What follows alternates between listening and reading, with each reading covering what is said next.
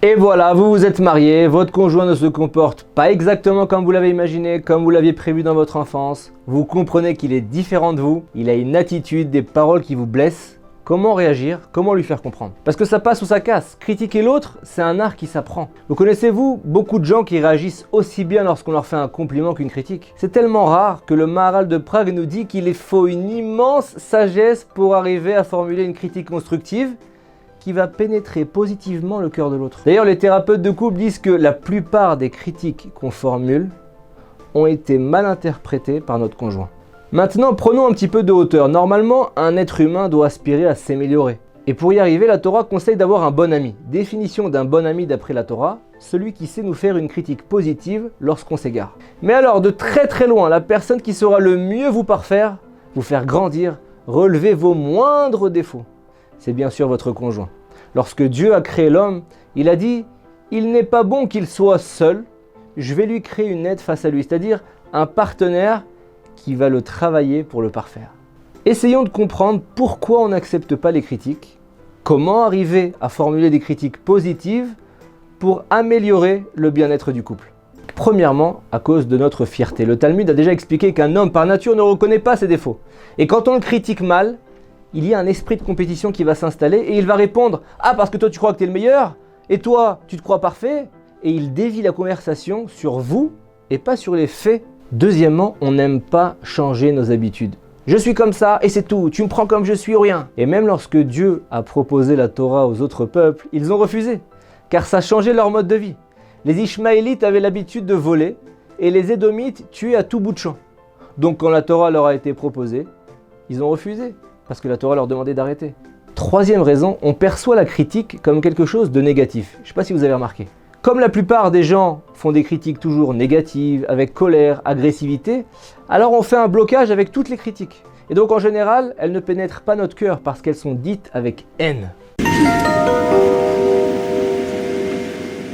là là, mais t'as oublié le fromage! Ah, ça va, le frigo est plein. Ça t'arrive jamais d'oublier, toi? Bah non, jamais. Bah tu sais quoi? C'est toi qui feras les courses la prochaine fois. Mais pas de problème, on aura enfin de quoi manger. Maintenant, passons à l'art de la critique positive. Mais avant cela, il faut absolument savoir qu'il y a des choses qu'on ne doit jamais critiquer. L'aspect physique, les traits de caractère fondamentaux d'une personne, son origine familiale. En gros, toutes les choses qu'il ne pourra pas ou difficilement changer et qui font partie de lui. Et maintenant, commençons à apprendre l'art de la critique. On doit toujours bien la préparer car soit vous allez vous unir encore plus, soit vous allez vous désunir. Gardez toujours en tête que si votre conjoint vous a blessé, l'objectif de votre reproche n'est pas de le fouetter ou de prendre le dessus sur lui, mais qu'il ne recommence plus, c'est tout. Premièrement, l'importance de l'entrée en matière. Le Ramchal a écrit un livre entier sur l'art de s'exprimer et l'un des principaux fondamentaux qu'il dévoile, c'est de toujours démarrer un discours avec douceur et humilité.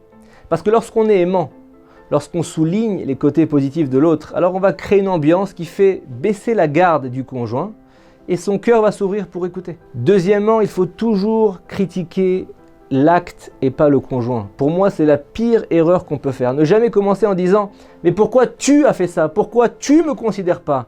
Sinon, l'autre va automatiquement contre-attaquer parce que tu le mérites. Et toi, tu m'as fait pire de toute façon, etc., etc. Il faudrait dire à la place « J'ai été blessé par les paroles d'hier soir. » Et là, vous dénoncez une action qui vous a blessé de manière neutre, mais pas vous accuser l'auteur des faits directement. Et ça passera beaucoup mieux. Troisièmement, pas de critique injuste. C'est stupide. Exemple, votre conjoint fait de gros efforts pour arriver plus tôt à la maison pour vous permettre d'aller à un cours par exemple. Et au lieu de le complimenter, vous lui dites « Dommage que tu ne sois pas arrivé une heure plus tôt, tu aurais en même temps couché les enfants. » Si vous n'appréciez pas son effort, vous l'encouragez à s'investir encore moins dans votre couple. Quatrièmement, s'inclure dans votre critique. Pour diminuer l'esprit de compétition du couple.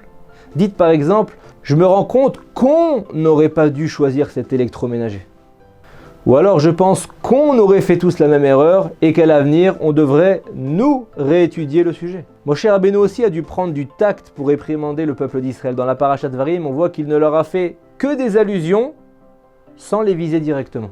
Cinquièmement, savoir quand ne pas critiquer. Il y a au moins 6 moments où c'est très déconseillé. Premièrement, jamais lorsqu'il revient du travail ou de l'extérieur. Il a peut-être vécu des choses pas faciles, fatigantes.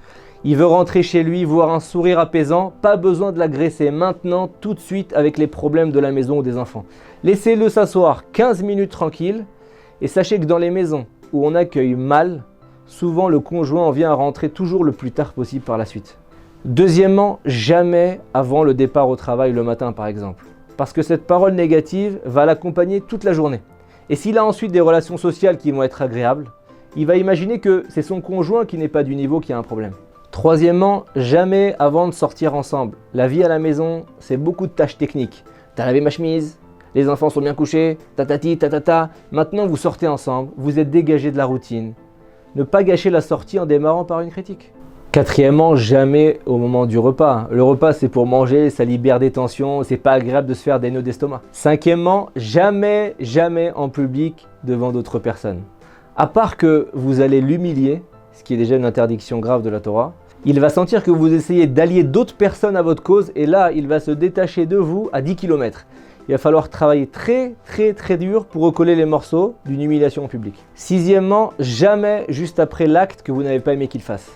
Si vous attendez un peu, votre colère va partir et vous formulerez beaucoup plus calmement et intelligemment vos propos et si Dieu veut, le reproche va être entendu par lui.